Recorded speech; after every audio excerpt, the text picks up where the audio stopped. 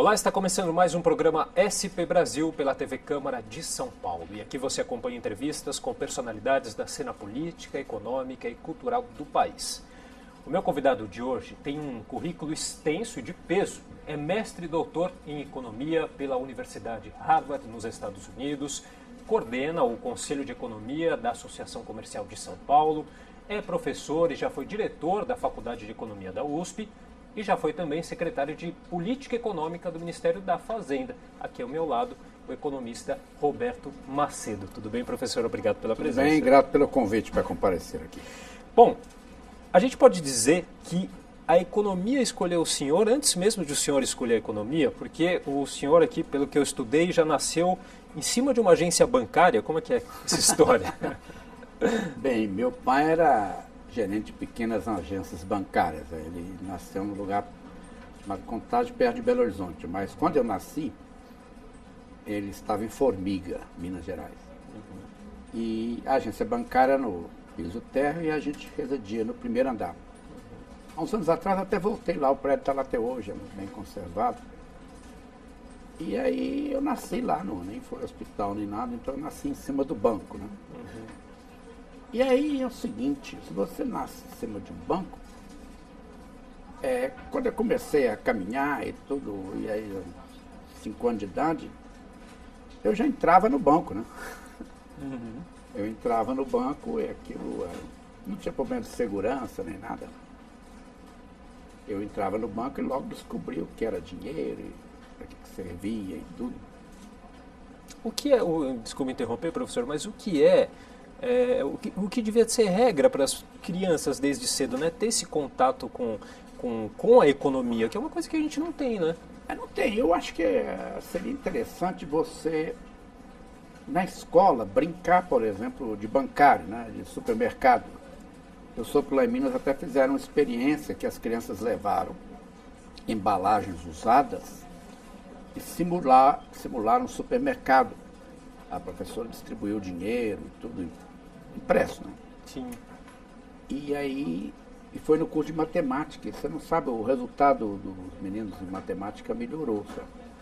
Que eu sou muito a favor do estudo contextualizado, né? Quer dizer, você estuda e depois você testa, examina aquilo num contexto prático, né? Sim. Onde as coisas de fato acontecem. Então eu comecei a entrar na agência bancária, aprendi o que era dinheiro e tudo. E logo aí eu também me fascinavam muito as máquinas de escrever, né? Então e aí já estava em Sete Lagoas, antes de entrar no grupo escolar, que era o nome da coisa, né? Eu já brincava dedilhando a máquina de escrever, certo? Daquelas bem antigas. Eu tinha inclusive um problema, que esse dedinho aqui não conseguia levantar o carro. Elas tinham um carro para fazer a letra maiúscula, né? Você levantava, você apertava aqui, o carro da máquina subia com o papel e o tipo que tinha maiúsculo, minúsculo, batia maiúsculo. Mas aí eu tenho até hoje, a minha caligrafia não é grande coisa não, que eu fui treinado para escrever a máquina e eu me alfabetizei naquelas coisas, assim, paralelamente ao primeiro ano de escola. E foi muito útil para mim, sabe? Porque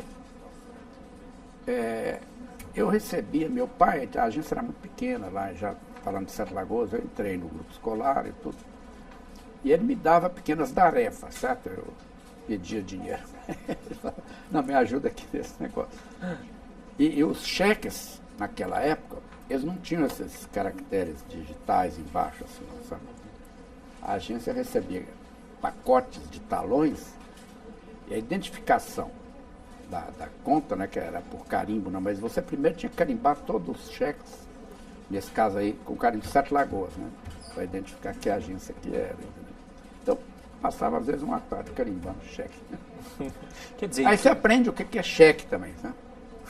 E todo esse contato prático aí com a economia muito. Foi fundamental para o senhor tomar gosto e depois resolver fazer a faculdade de economia. A faculdade o senhor já fez aqui em São Paulo? A faculdade eu comecei lá em Belo Horizonte, mas aí eu realizei o que era na época um grande sonho de mineiro, né, que era passar no concurso do Banco do Brasil, que tinha um prestígio muito grande. E eu já era bancário, porque isso até me ajudou muito. Eu trabalhando em banco, né? Eu chegava a fazer até, com 15 anos eu tinha muito interesse em usar a bicicleta do banco. Tinha carro, era uma bicicleta inglesa da marca Philips. Então meu pai permitia que eu usasse a bicicleta para pegar correspondência no correio, não tinha entrega domiciliar, você tinha que pegar a caixa postal.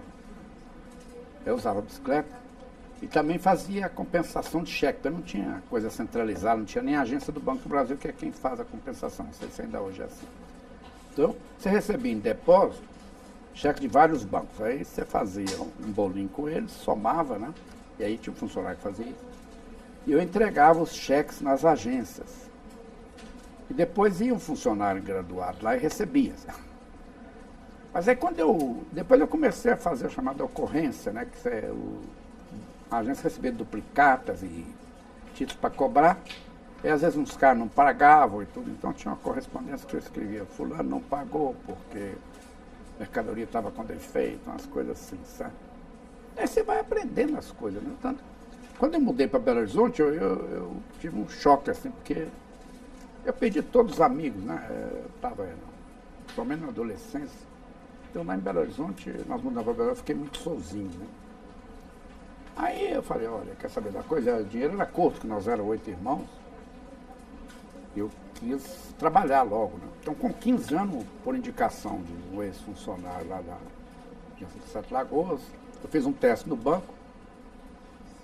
A primeira vez eu não passei, tinha 15 anos só, e a minha mãe até me levou lá.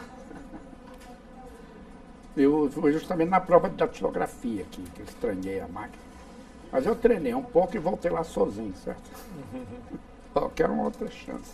Aí o chefe pessoal até falou, pô, esse cara aqui tem iniciativa, né? Eu fiz o teste e passei e fui registrado não como office boy nem nada, como funcionário mesmo, porque eu sabia trabalhar em banco e com salário de maior, né, que ele chamava, né? Porque você tinha o salário mínimo de maior e o de menor era 50% do valor do salário mínimo. Então passei a ter meu próprio dinheiro, fiquei independente aos 15 anos. E quando que meu sonho era passar no Banco do Brasil, eu sabia que eles ganhavam mais. Aí passei, sorte grande na vida. E aí eu sigo as lições de um filósofo espanhol, né, para perceber o que acontece com as pessoas. Você é a circunstância. As circunstâncias, às vezes, você não tem controle sobre elas. Né? Outras são circunstâncias que você deseja, mas você tem que lutar por elas. Então eu queria lutar pela circunstância de ser funcionário do Banco do Brasil. Aí eu passei no concurso. Agora, eles te nomeavam, era arquiteto do banco, né? E aí fui lá no Rio, falei, eu já tinha entrado na faculdade de economia, falei, eu quero ir para a cidade que tem a faculdade de economia. E quem me atendeu lá mandou ir no prédio do Ministério da Educação, foi lá na janela, naquele prédio lá, e traz uma lista de cidades que tem a faculdade de economia. Por sorte, eu cheguei lá na portaria, eu falei, eu quero uma lista de cidades que tem a faculdade de economia. O contínuo que estava na porta chamou assim, pegou um livreto que chamava Sinopse Estatísticas do Ensino Superior. Hoje é uma planilha Excel, certo? É um monstro. De vez em quando eu até consulto, que eu tenho também trabalho na área educacional. E aí eu levei lá para ele e falou, vou ver o que eu posso fazer por você. Se ele tivesse nomeado aí para qualquer cidade do Brasil que tivesse faculdade de economia, eu estaria satisfeito. Mas me nomeou para São Paulo. Aí é a circunstância, não tem, é fora do seu controle. Né?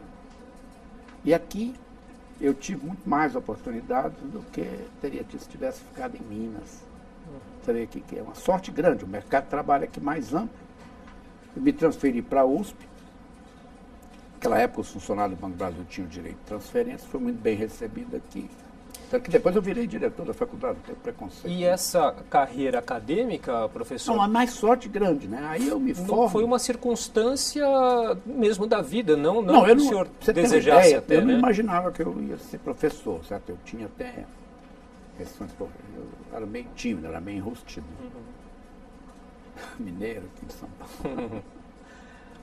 Mas aí eu tinha sorte que eu me programei, né? Eu trabalhava só no período da tarde, horário de 6 horas no banco. Eu fazia o curso à noite e de manhã eu ficava na escola. Eu me meti em política estudantil, quase fui preso, felizmente não aconteceu nada, eu perdi amigos, isso aí.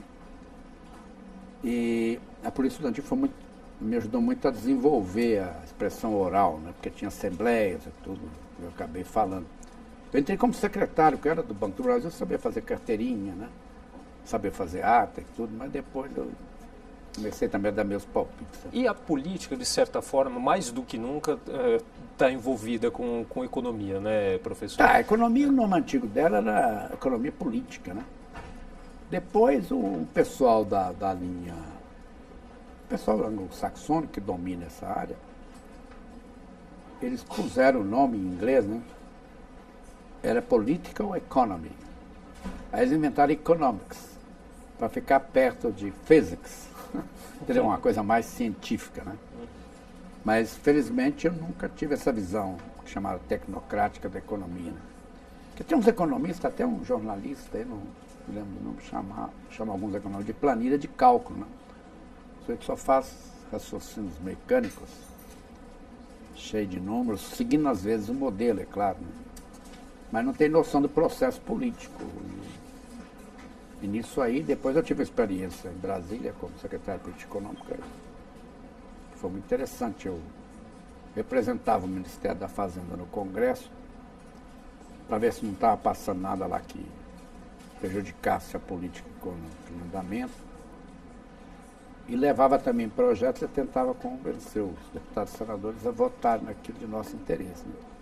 Eu acho o seguinte, se você tem você é economista, você não pode achar que os méritos da proposta no fato que você a confeccionou, certo? Você tem que ver que você tem regime democrático, você tem que passar pelo crivo político. E ela será verdadeiramente boa se você convencer o pessoal a aprovar aquilo que você levou, né? Eu participei das negociações de algumas leis aí, que o pessoal até conhece a Lei Rouanet, que o embaixador Rouanet conseguiu do presidente a autorização para fazer a Lei Rouanet, foi feito lá na minha secretaria. Depois também teve esses fundos imobiliários, né, que tem agora, também foi feito lá na secretaria. Mas tinha que ir lá no Congresso, depois vender o peixe, como a gente diz lá em Minas. Sim, sim. Mas voltando aí aquela fase inicial, uma das coisas que me ajudou muito foi ser bom datilógrafo, né, que você escrevia mais rápido. Assim. Eu, depois que eu fiquei adulto, eu fiz um curso de datilografia para escrever com os 10 dedos e eu tenho muita facilidade, certo? Eu escrevo sem olhar. Exceto agora os números, que antigamente os números eram assim, aquela linha de cima começava com o 2. E o número 1 era o L minúsculo, sabe? Professor, a gente vai fazer um rápido intervalo, daqui a pouco a gente continua com o programa SP Brasil. Até já.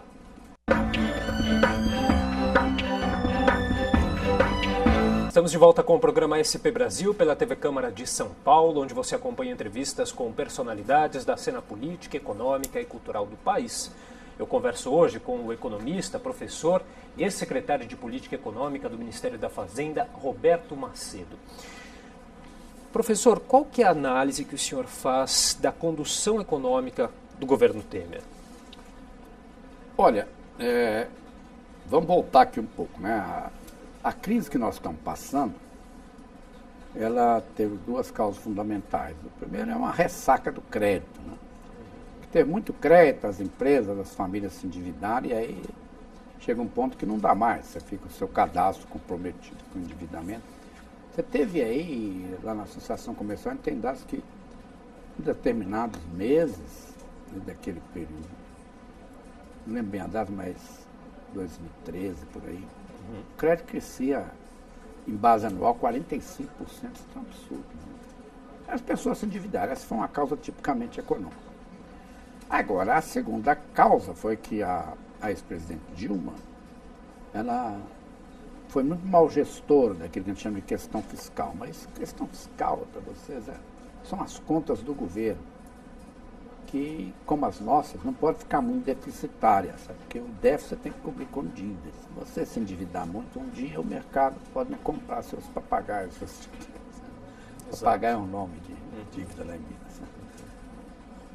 Então ela exagerou na dose.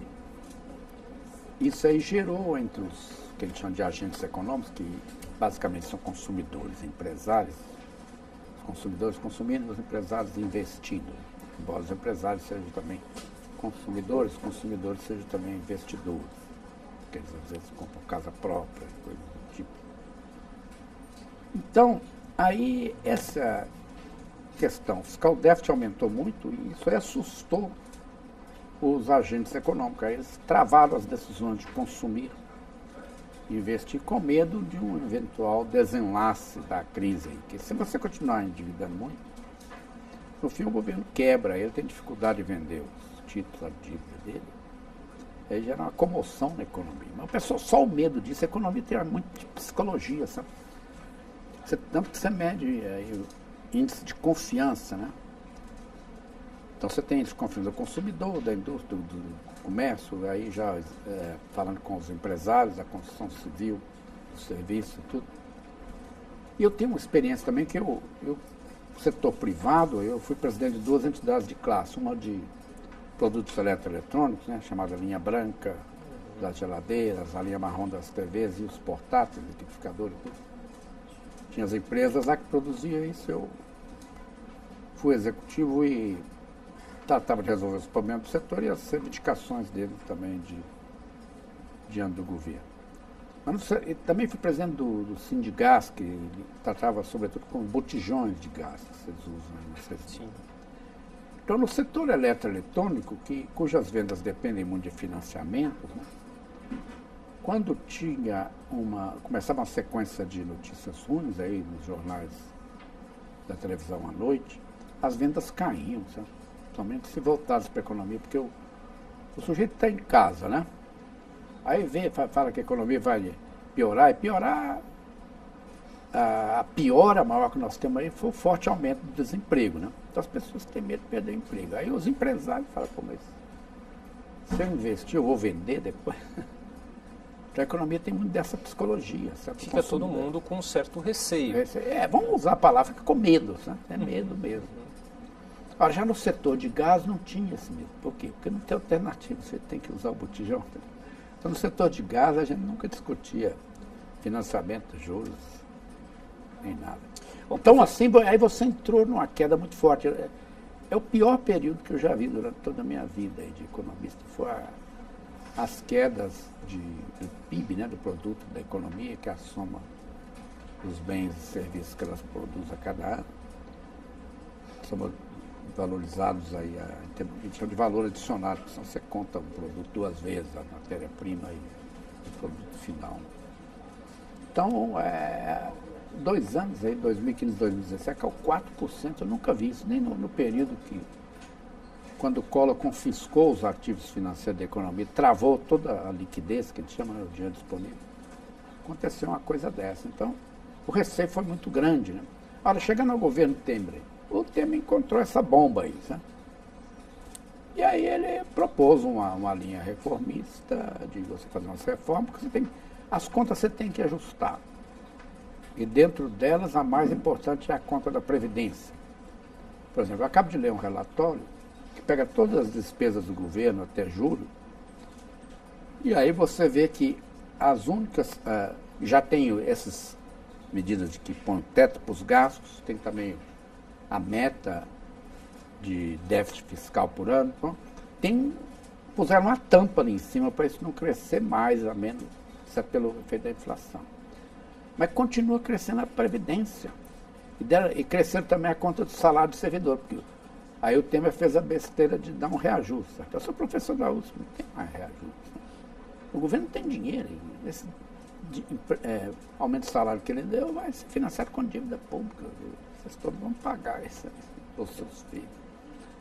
Então ele começou a vacilar um pouco para fazer concessões, se legitimar.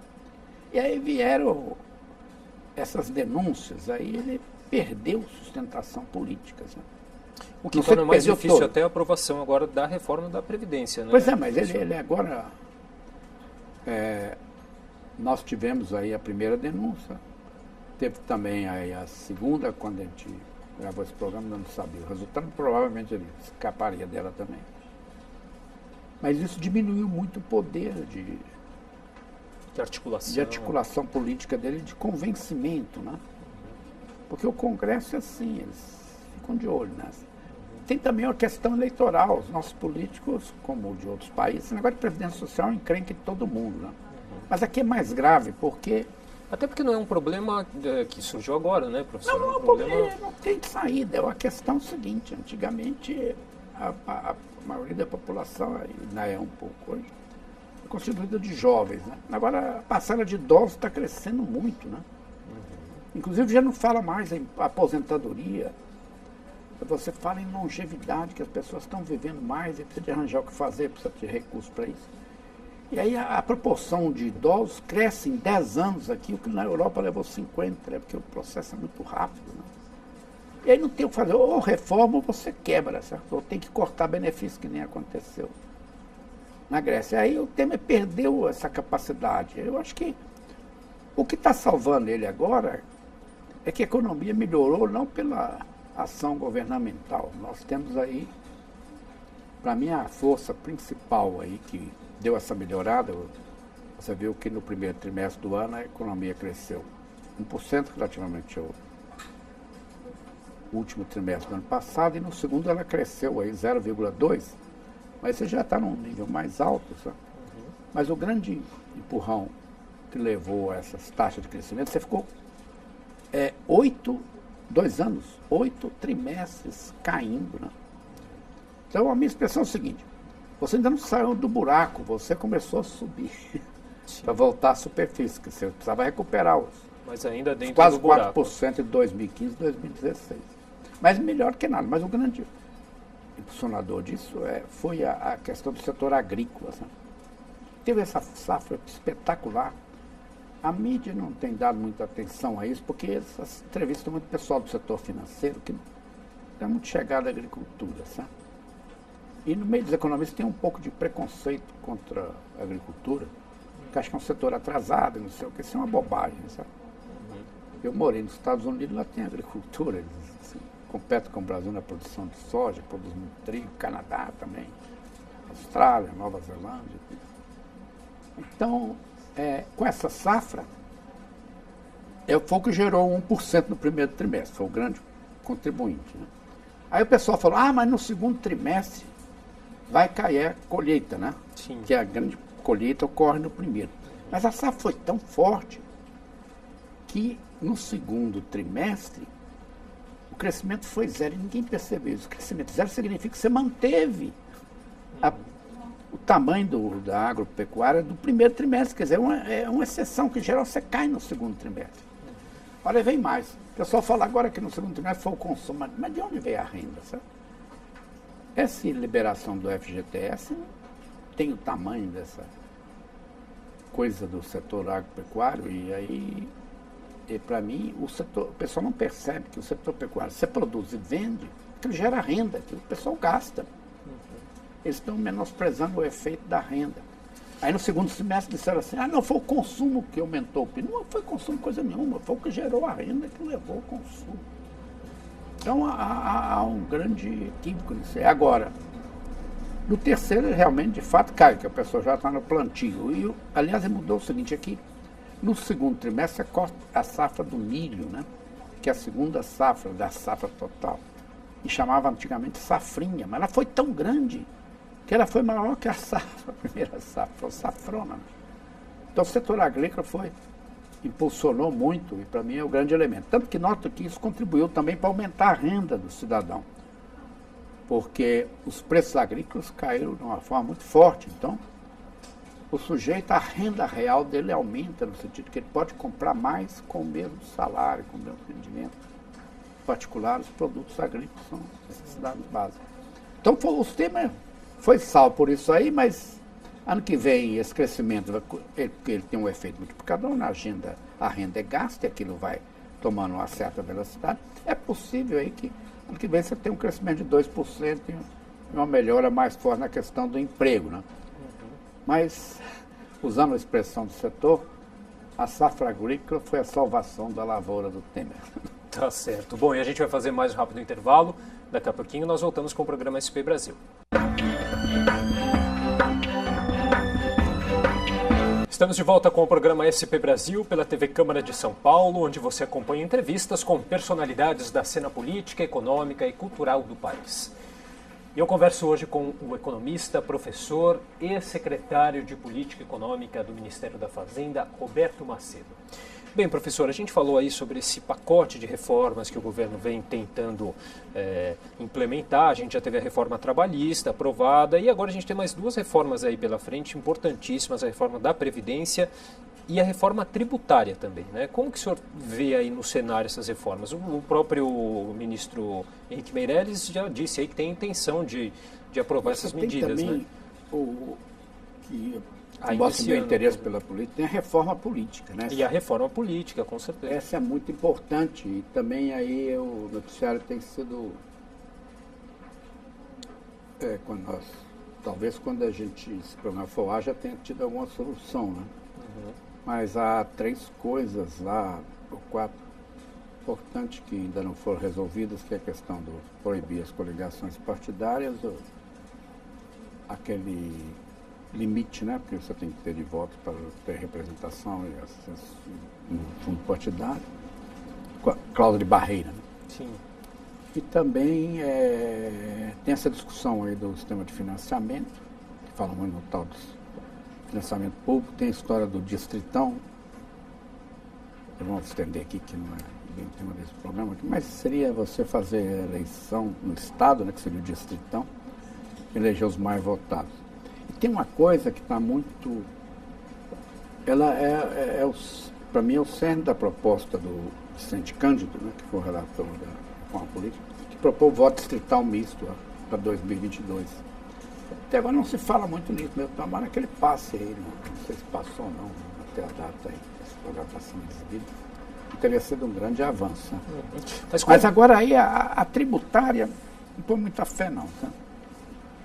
Porque você vai ter lá no Congresso, você começa a discutir reforma tributária, ICMS, você tem os interesses dos estados, a guerra fiscal. Essa reforma tributária que, entre tantas aí sugestões aí, sugere simplificar aí a legislação trabalhista por meio da extinção de impostos que incidem sobre o consumo, né, professor? E aí, com a substituição aí, propõe a criação de 2 impostos com arrecadação estadual, né? O imposto sobre operações com bens e serviços e o imposto seletivo que incide aí, esses impostos incidem sobre diversos setores, energia elétrica, combustível, serviços de comunicação, transporte. Eu não conheço os detalhes dessa reforma, eu não ponho muita fé que vai sair uma coisa realmente substantiva. A coisa, há pouco tempo eu assisti uma palestra do ex-secretário da Receita Federal, o Everardo Maciel, que para mim é o maior especialista em questões tributárias do país, certo? E a questão da legislação tributária, ela está muito dependente, ela tem milhões de causas na justiça, dos processos, né, pelos quais você paga imposto, você é multado, você tem a questão dos impostos atrasados, isso aí é uma questão. Aí você vai vender uma firma, ela tem o passivo tributário junto com o passivo trabalhista também. Não, acho que ele precisa mexer muito no processo, sabe, de resolução dessas disputas, né, naturais, tudo, mas aqui tem demais, sabe, o judiciário não dá conta disso. Agora, se conseguirem aí algum acerto aí com os estados para parar com essa guerra fiscal, uniformizar um pouco as alíquotas e tudo, pode ajudar um pouco, mas é coisa superficial, certo? Você não vai a fundo.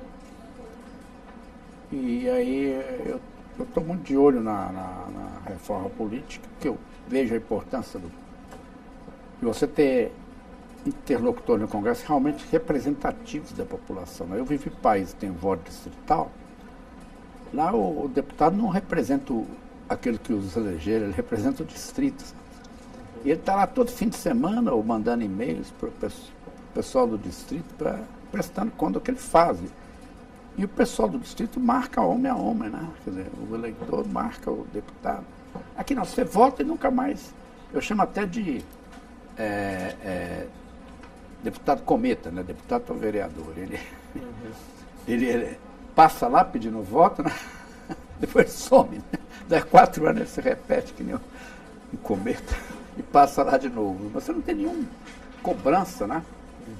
E marcação desse desempenho. Eu acho que precisa mudar muito o sistema político para você ter realmente posições do Congresso mais representativas, que na falta disso eles representam muito o interesse de corporações. Né? Eu vi lá no Congresso, você tem a bancada do setor rural, sabe? Você tem a bancada evangélica, você tem a bancada de gente mais ligada à área militar, o pessoal mais do judiciário, porque eles têm voto em todo o estado, né? Conseguem eleger mais representantes. Mas aí você perde o vínculo, né? Como é que fica, né? O vínculo desse pessoal com o cidadão. Então precisava melhorar muito isso para você fazer uma política econômica melhor e dar legitimidade ao processo. E a questão da Previdência? Essa sim parece uma questão talvez até mais urgente e mais complicada. Não, essa é a mais urgente e é mais complicada. Porque quando passaram aquele teto de gastos, né? O ano passado foi... Até escrevi no Estadão, que eu sou articulista lá, que aquilo ali não era difícil de aprovar, porque era um negócio muito cheio de tecnicalidade. Aquilo passou, os deputados, não é um assunto de interesse do cidadão comum. Quer dizer, aquilo passou, eles aprovaram, porque ele falou, isso aqui não vai me gerar problema político. Agora, o deputado que for votar na reforma da Previdência, primeiro que em Brasília, eu já trabalhei lá, que os próprios servidores de Brasília que fazem uma espécie de um corredor polonês lá na entrada do Congresso, fica pressionando os caras. Segundo, que o sujeito tem as bases políticas deles no estado de origem, né?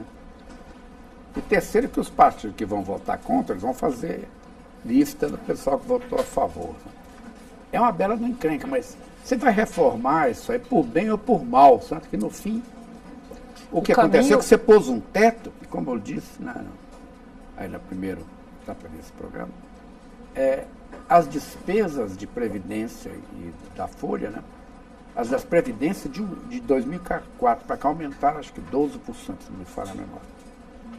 E as demais despesas de educação, saúde, certos programas, outros programas sociais do governo, estão caindo. Assim, porque não tem...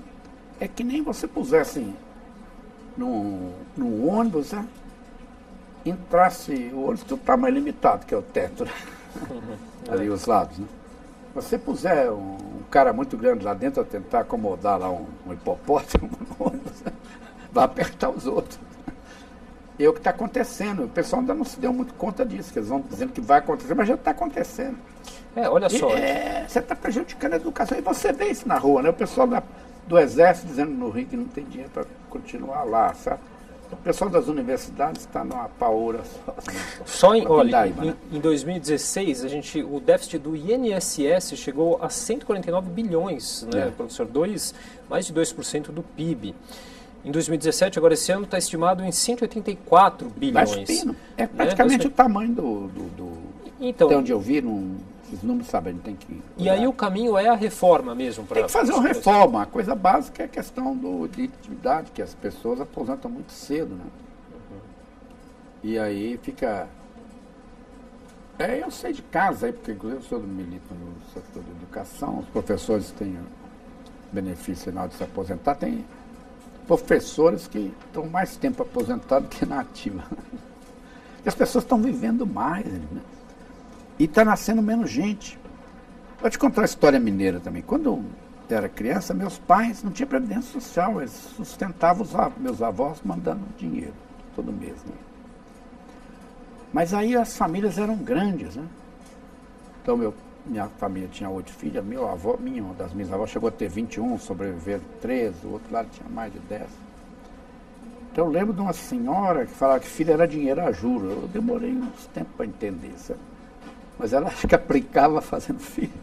Porque depois contava coisas para ser a previdência. Agora, as famílias têm... As mulheres em idade adulta têm menos de 2 filhos, né? Quer dizer, e se um ou mais desses 2 filhos não tiver condição de sustentar os pais, fica difícil, vai depender mesmo da previdência. Mas a previdência não dá conta, né? Porque você vai ter menos gente. No final do processo, você vai ter menos gente trabalhando, né, do que gente nativa. Os idosos vão ser a maioria da população aí acima de 65. acho que por volta de 2040, 2050. Mas isso passa rápido, historicamente. E como se não bastasse o próprio sistema não sustentar toda essa situação, a gente tem notícias impressionantes, como a gente teve recentemente, de que é um relatório do Ministério da Transparência e Controladoria Geral da União, que apontou que o INSS gastou, só no ano passado, mais de R$1 bilhão em benefícios pagos a pessoas que já morreram. Não, esse aí está no jornal, eu vi do jornal. Exatamente. Esses dias, né? Então, aí mostra toda essa fragilidade de controle, né? Lá em Brasília, por exemplo, quando eu estava no governo, foi feita lá uma lei chamada Defeso, né? Você passou a pagar um salário mínimo para pescadores artesanais durante o período de procriação de espírito. Tudo bem, bonito. Uma lei ecológica e social, porque os trabalhadores artesanais são, a princípio, gente pobre, né? Pois bem, aí começaram a distribuir carteirinha de pescadores artesanais, até em papel A4, esse que você está aí. Não tinha nem identidade direito. E alguém andou contando aí, disse que tinha mais gente recebendo esse auxílio do que o número de pescadores registrados pelo censo. Então, as coisas têm abuso. Essa do pessoal que morre, né? Isso devia ter um sistema que hoje com a informática, né? Você devia ter o sistema que os cartórios notificassem o governo, né? Você exigia o CPF na certidão de óbito e os cartórios notificassem o governo. Isso é falha, né? Falha de sistema, como que E tem um outro... Porque não pode acontecer isso, né? Não, com certeza. Um outro dado interessante divulgado recentemente, e aí eu vou pedir para o senhor fazer até uma análise em relação a essa informação. São dados aqui da Serasa Experian, que dizem que a quantidade de consumidores que pediram empréstimos cresceu 9,9% em agosto na comparação com o mesmo mês do ano passado. Essa foi a quarta alta interanual consecutiva registrada, motivada principalmente pela redução da inflação, queda dos juros e o início de um processo gradual de retomada do emprego formal, segundo o órgão citado, né? Então, qual que é a leitura que a gente pode fazer desse dado, professor? Olha, eu já trabalhei em banco, já tomei empréstimo. Empréstimo é muito importante, sabe? E ele ajuda muito a economia, quer dizer, você passa a ter financiamento, né? E uma das fontes que no governo Lula eles conseguiram abrir foi o crédito consignado, né? Que é um crédito mais barato, porque você tem a garantia do pagamento daquilo, particularmente no caso de funcionários públicos que são estáveis, né? Então, ter financiamento é bom, mas você não pode exagerar, entendeu? Porque senão dá aquilo que chama de bolha de crédito. A coisa acaba explodindo porque o pessoal se endivida demais. Mas eu vi estatísticas que o endividamento diminuiu um pouco, né, com o crescimento da renda com pagamento de dívidas também. Então, acho que não vejo mal, não. Eu estou fazendo um livro de educação financeira. Eu acho que a pessoa precisa pensar bem se tomar crédito, né? Tem um ensinamento que eu aprendi de um livro americano, que você nunca deve tomar crédito para comprar alguma coisa que dura menos do que o prazo do financiamento. Que belo ensinamento, né? É uma coisa tão simples, né? Então, no limite, eu já tive várias vezes financiamento para comprar casa própria, ou mudar de apartamento, tudo. Para mim é o melhor que tem, sabe? Que você ao mesmo tempo que você faça, você tem um compromisso com aquilo, você tem uma espécie de uma poupança forçada que você tem que pagar as prestações. Agora, pessoas que você toma um empréstimo, o cartão de crédito, você me desculpa se você toma esse financiamento de cartão de crédito, mas isso é um suicídio financeiro. Sabe? Sim. Uma vez eu fui chamado aí na televisão para apresentar lá um office boy que ele tinha pego cartões de tudo quanto é loja, que agora as próprias lojas dão um cartão da loja, né? Nem é de bandeira, né? Aí, o que ele ganhava não dava para pagar os juros, né? E eles perguntaram, professor, o que podemos fazer para ajudar o rapaz? Eu falei, o caso dele é perdido, sabe? Ele tem que ir nessas lojas e fazer a negociação do crédito para pagar com desconto, que ocorre muito naqueles feirões de dívida, né? A grande utilidade dele estar aqui comigo é servir de lição para quem está vendo isso, né? Porque não tem solução. Uma bola de neve. Mas as feirões de dívida, se tem alguém nessa condição, se você tem dívida e não tem de um bem para confiscar como imóvel, né? É melhor ir negociar, porque aí você acaba conseguindo um desconto. Né? Tá certo. Bom, a gente vai fazer aqui nosso último intervalo, daqui a pouco a gente volta para o quarto e último bloco do programa SP Brasil. Até já.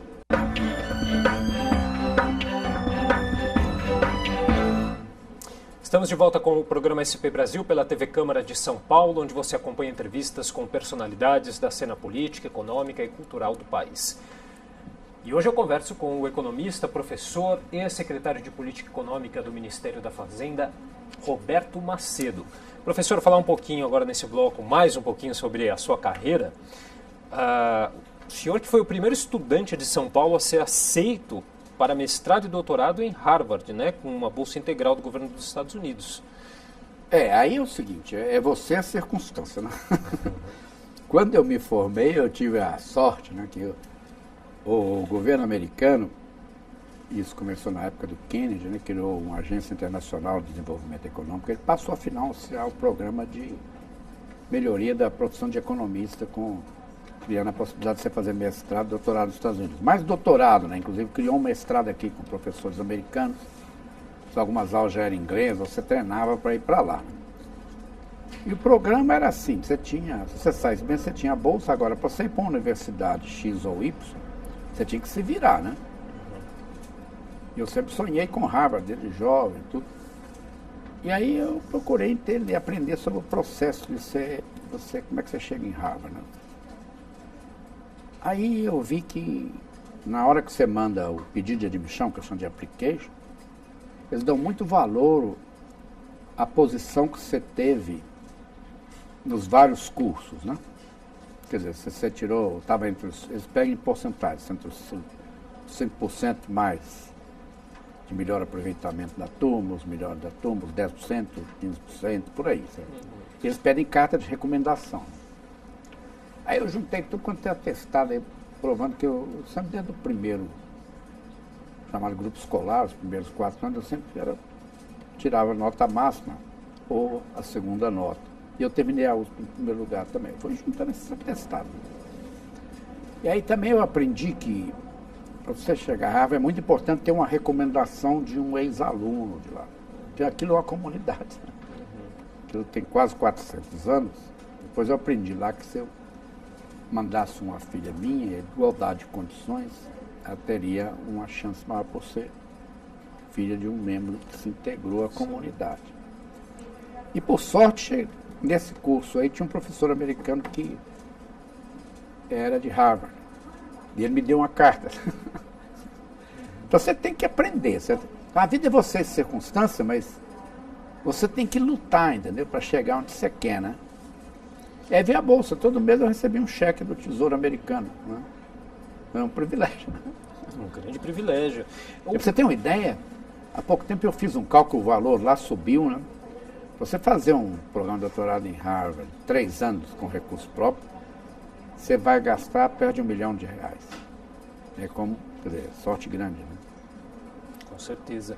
E o que significou para você, professor, receber o prêmio Economista do Ano da OEB, em 2012, isso, né? Isso foi importante que eles fazem essa eleição aí, apareci lá, porque eles perguntam também quais são os candidatos e me que é a Organização de Economistas do Brasil, né? Da Ordem dos Economistas do Brasil, da qual eu já fui até presidente. Economistas do Brasil. Essa é daquelas coisas, né? A idade que eu estou, você vai colhendo essas homenagens. A gente brinca, você vira retrato em parede, porque foi esse diretor. Mas você colhe aí esses frutos, né? Não são... Eu acho que isso não tem nada, o valor disso é mínimo comparado ao doutorado em Harvard, né? Lá é um lugar difícil para entrar e para sair. Foi realmente... Eu quase, sempre que eu posso, eu passo uma semana lá, porque são grandes recordações. Né? Ano passado eu fui, esse ano eu vou de novo. E o senhor também, claro, tem muitas publicações, muitos livros, e a gente conversava um pouquinho sobre essa importância da carreira, né? Não eu tenho um livro sobre carreiras, que uma vez eu fui contratado pelo sindicato, que tem escolas até de ensino médio, para escrever um livro mostrando como é que estava o mercado de trabalho para os jovens. Né? E eu usei uma metáfora que pegou muito bem, porque esses jovens aí do ensino médio, eles estão adolescentes, tudo, eu usei a metáfora do surf, né? Eu, às vezes, observando lá na praia, vendo os caras surfar, o livro chama Seu Diploma, Sua Prancha. Como escolher a profissão e surfar no mercado de trabalho. E a metáfora é o seguinte, você escolhe um curso para fazer, né? Aí o curso te dá um diploma que eu chamo de prancha, né? Mas aí você vai para o mercado de trabalho, ele não se rege por profissões, quer dizer, não há um número exato de vagas que você possa garantir o seu emprego nisso ou naquilo, né? Então, eu costumo dizer que você sabe a prancha que tem, mas não a onda que vai pegar. E às vezes a onda dos economistas está fraca, você vai na onda dos administradores, na praia dos administradores. Então você tem que ter uma flexibilidade ocupacional, sabe? E a essência disso não é mais de um diploma ou outro, é você não vai ficar fazendo curso o resto da vida, toda vez que você for mudar, né? Você, o profissional de maior sucesso é aquele que é especialista em alguma coisa, por exemplo, economia. Mas capaz de aprender os requisitos de uma outra ocupação, tá? Por interesse ou por necessidade. Hoje eu estou ocupado, por exemplo, eu sou articulista no Estadão, sabe? Eu posso escrever sobre economia, mas eu passar para a página 2 e me liberar para escrever sobre qualquer assunto. Então, a habilidade fundamental é escrever, né? E eu fui aprendendo isso ao longo da vida, isso se revelou extremamente útil, né? E tem coisas aí, então você, por exemplo, vou dar um exemplo do concurso, né? Você pega o concurso da Receita Federal, de auditor fiscal da Receita Federal, é muito disputado, porque o salário é alto, deve estar perto aí, inicial é perto de 20 mil reais, mas aí nem todo mundo percebe que lá eles aceitam gente com qualquer diploma. Você pode ser, antigamente era só economista, administrador, contador e advogado. Depois ele liberou geral. E aí uma vez eu falei com o secretário da Receita Federal, mas por que vocês liberam? Ele falou, não, a gente quer os melhores, né? A gente faz as provas daquilo que é o básico, a gente pega os melhores, depois a gente treina aqui na escola fazendária para fazer o dia a dia. E aí o que dá nesse concurso, mas quem que se sai melhor? O que sai melhor são os engenheiros. E na escola de engenharia não tem nada daquelas provas que caem no concurso. Isso acontece também nos fiscais de renda aqui do estado de São Paulo. Porque tem contabilidade, tem legislação, tem uma prova lá de raciocínio lógico matemático, mas não é lá nada de decoreba nem nada, não. Tem legislação, bastante legislação fiscal. E aí, o que o cara que é engenheiro faz? Ele vai lá, pega as apostilas, estuda e passa. Você tem que desenvolver a capacidade de aprender a aprender. Sabe? Então, o profissional de maior sucesso é aquele que domina alguma coisa, mas ele tem essa capacidade de aprender coisas novas. Eu já trabalhei no setor eletroeletrônico, tive que aprender sobre placas eletrônicas. Depois fui para o setor de gás, tive que aprender sobre mutano, betano. E uma vez eu fui passei pelo um juiz federal, me chamou lá para explicar porque alguns botijões explodiam no Rio Grande do Sul. Fui processado.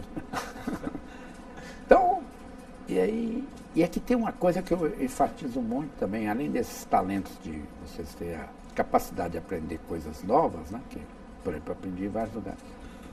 Você tem que ser bom em comunicação, sabe? Que você sobe numa organização com o que eu chamo de vencendo reuniões, sabe? Eu trabalhei no governo, setor privado, faculdade, universidade, mas tem muita reunião para resolver, aqui deve ter, para resolver problema. E aí, quem sobe na organização é aquele que apresenta uma proposta de solução, né? E aí, a proposta dele é aprovada e dá certo. Nem todas precisam dar certo, mas você não pode errar todas. Né? Se você tiver acertar 70% por aí, já está muito bom. Saber comunicar essas soluções é fundamental. Ele tem que se comunicar, né? Senão, você vai na reunião, você só fica calado, você vai fazer software, né? Escrever software sozinho. Mas eu vi muito no setor eletroeletrônico, engenheiros começaram na fábrica, né? E aí eles são presidentes de empresa, que eles iam para reuniões e tinha problema, às vezes, de trabalhista, de não sei o quê, e aí eles iam aprendendo e propondo soluções. Você tem que dominar um leque mais amplo de experiência, mas não é. Você tem que saber de tudo, você tem que estar preparado para aprender outras coisas novas. A comunicação escrita é mais difícil, certo? Mas ela é muito importante também. Inclusive, no início da minha carreira, eu era meio tímido. Eu ia para reuniões lá do centro acadêmico, todo o pessoal quebrando o pau lá. Enquanto eles quebravam, discutiam muito, eles, como eu tinha facilidade de escrever, eu escrevia uma proposta por escrito. E o pessoal é muito preguiçoso para escrever, sabe? Eu escrevia manifesto para assembleia, passeata. Aí eu falei, olha, posso falar agora? Pode. Vocês estão discutindo aí, eu procurei captar as várias posições, e tem aqui uma que acho que atende a várias delas, eu posso falar? Pode. Aí aprovavam a minha proposta. Aí você ganhava prestígio, né? E ia subindo na organização. Eu fui secretário, terminei com o presidente do Santa Casa. Só não fui presidente porque eu resolvi que estava na hora de cuidar do meu pós-graduação. Bom, professor, a gente já está chegando no final da nossa entrevista, mas só para a gente encerrar então, qual que é o prospecto aí que a gente pode fazer em relação à economia política aí, até o 2018 aí, que a gente vai passar por eleições? Não, acho que a perspectiva vai favorecer até o pessoal que está no governo, seus aliados, porque a perspectiva é de um crescimento no ano que vem, em torno de 2%, isso eu acho que dá. Eu espero que dê uma safra agrícola boa, porque se der uma seca aí, a coisa pode prejudicar, porque você vai ter o desempenho negativo do setor agrícola, que vai comer o positivo de outros. Né? E os outros setores? Tendência de melhora? Não, se você pegar os dados aí, tudo está melhorando. Indústria, serviços. Quando eu mexo com economia, vou dar uma palestra, você olha agricultura, você olha indústria, você olha comércio, você olha crédito. E aí você faz aqueles gráficos enormes, o lado direito, que os últimos meses, está tudo melhorando, tem uns buracos, né? Não saiu ainda do buraco, e tem uns resultados que não são positivos, eles são menos negativos, né? Mas está tudo caminhando para cima. Eu acho que vai dar uma chance de melhorar. Ano que vem, isso aí vai ser um tema que vai ser, acredito, muito debatido, né? Porque o pessoal que está no governo, o governo vai culpar o pessoal que estava antes pela crise, e aí vão dizer que foi eles que recuperaram a economia, os que estão agora. Eles têm que fazer aí uma grande reverência à agricultura, na minha opinião. Porque na política, uma coisa que eu aprendi é que os fatos, às vezes, ficam para trás, valem muitas versões, as chamadas narrativas. Então, num debate político, frequentemente ganha quem tiver melhor narrativa. Bom, professor, queria então agradecer demais sua participação aqui no nosso programa. Eu conversei aqui com o professor, economista, mestre e doutor em economia pela Universidade de Harvard, nos Estados Unidos, coordenador do Conselho de Economia da Associação Comercial de São Paulo, professor, também ex-secretário de Política Econômica do Ministério da Fazenda, professor economista Roberto Macedo. Muito obrigado pela participação. Eu que agradeço o convite. Foi um grande prazer comparecer essa entrevista. E o programa SP Brasil de hoje vai ficando por aqui. Até uma próxima.